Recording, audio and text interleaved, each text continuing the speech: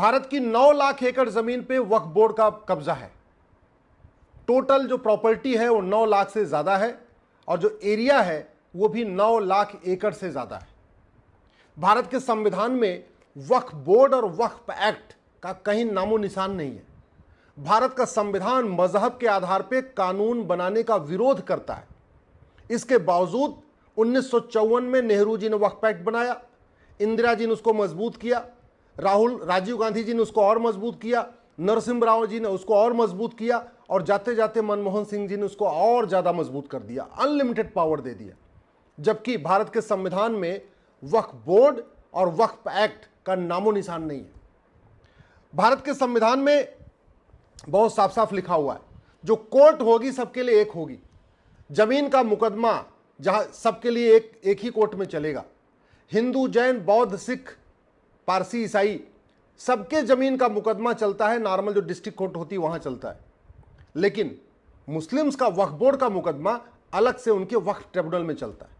और वक्फ बोर्ड में कौन है?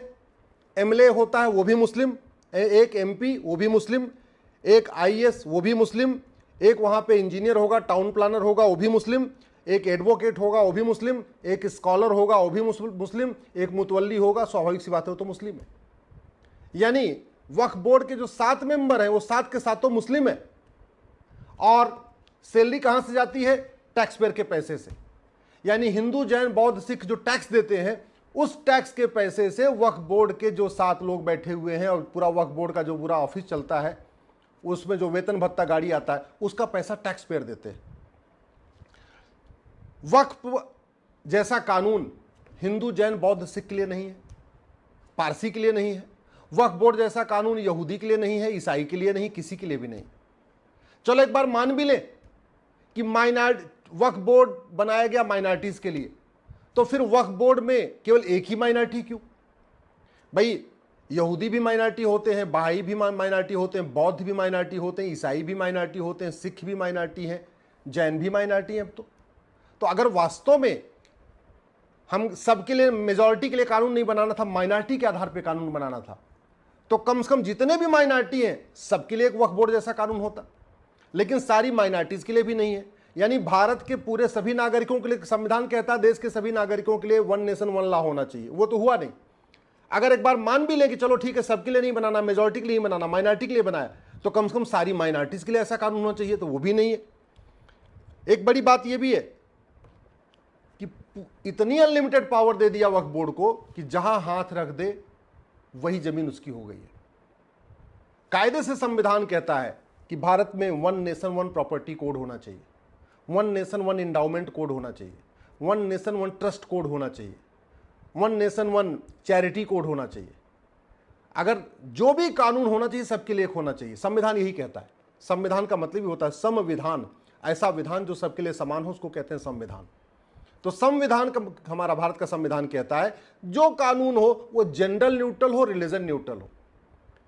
दुर्भाग्य देखिए, एक तरफ भारत के प्रियम्बल में सेकुलर शब्द जोड़ दिया गया और दूसरी तरफ मजहब के आधार पर वक्फ बोर्ड चल रहा है। एक तरफ भारत के प्रियम्बल में सेकुलर शब्द जोड़ा हुआ है, दूसरी तरफ मजहब के आधार पे मंत्रालय भी चल रहा है, मजहब के आधार पे कोर्ट चल रही है, मजहब के आधार पे ट्रिब्यूनल चल रहा है और मजहब के आधार पे बाकायदा अपॉइंटमेंट भी हो रहा है। और जो मजहब के आधार पे वक्फ बोर्ड चल रहा है उसका वेतन भत्ता, गाड़ी बंगला, सब कुछ जो उसमें देना है वो किसको देना है? भारत के टैक्स पेयर को। वक्फ बोर्ड की एक भी इंच जमीन पे भारत सरकार का कब्जा नहीं है। सारा का सारा जमीन जो 9 लाख एकड़ जमीन है वो 9 लाख एकड़ जमीन वक्फ बोर्ड के पास है, भारत सरकार का एक इंच जमीन पे कब्जा नहीं। लेकिन वेतन भत्ता, गाड़ी बंगला भारत सरकार देती है। वहीं दूसरी तरफ मठ मंदिरों की जमीनों पे सरकार का कब्जा है और एक तरफ मठ मंदिरों की सारी जमीन पे सरकार का कब्जा और वक्फ बोर्ड की जमीन पे सरकार का कोई कब्जा नहीं है।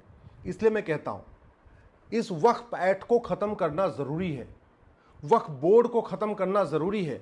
हमारे संविधान निर्माताओं ने कभी सपने में भी नहीं सोचा था कि भारत में वक्फ बोर्ड बनेगा और वक्फ एक्ट बनेगा। हमारे संविधान निर्माताओं ने कभी सपने में भी नहीं सोचा था कि भारत में मजहब के आधार पर अदालतें होंगी, मजहब के आधार पर इंजीनियर का अपॉइंटमेंट होगा, मजहब के आधार पर आईएएस का अपॉइंटमेंट होगा, मजहब के आधार पर कमीशन होगा, मजहब के आधार पे मिनिस्ट्री होगी और मजहब के आधार पे टैक्स पेयर का पैसा खर्च होगा। ये कभी सोचा नहीं था। इसलिए मैं कह रहा हूं कि वक्फ बोर्ड को पूरी तरीके से खत्म कर देना चाहिए। केंद्र सरकार ने वक्फ बोर्ड को बदलने का जो प्रयास किया, मैं उसका स्वागत करता हूं। वक्फ बोर्ड में संशोधन करने का जो प्रयास किया, वो स्वागत करता हूं। लेकिन मेरा ये कहना है, जब पूरा का पूरा वक्फ बोर्ड ही अनकॉन्स्टिट्यूशनल है, पूरा का पूरा वक्फ एक्ट ही अनकॉन्स्टिट्यूशनल है, तो उसमें बदलाव करके उसको आप कॉन्स्टिट्यूशनल कैसे बना सकते हैं? जब जिस कानून की फाउंडेशन ही पूरी तरीके से संविधान के खिलाफ है, जिस बोर्ड का फाउंडेशन ही संविधान के खिलाफ है, उसमें थोड़ा बहुत बदलाव करके कोई बहुत फायदा नहीं होगा।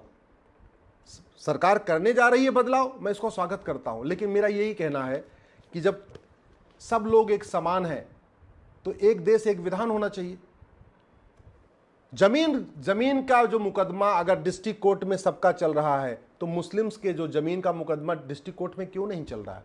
अगर मठ मंदिर का जमीन का मुकदमा डिस्ट्रिक्ट कोर्ट में चलता है, चर्च की जमीन का मुकदमा डिस्ट्रिक्ट कोर्ट में चलता है, चाहे वो गुरुद्वारे का मुकदमा हो या जैन मंदिर का मुकदमा हो या बौद्ध का अपने जो होते हैं उनकी जमीन का मुकदमा, जब सबकी जमीन का मुकदमा डिस्ट्रिक्ट कोर्ट में चलता है, सिविल प्रोसीजर कोड के अंतर्गत चलता है, मजिस्ट्रेट की कोर्ट में चलता है, सिविल जज के यहां चलता है, तो फिर मुस्लिम्स का वक्फ का मामला अलग अदालत में क्यों चलना चाहिए, अलग ट्रिब्यूनल में क्यों होना चाहिए?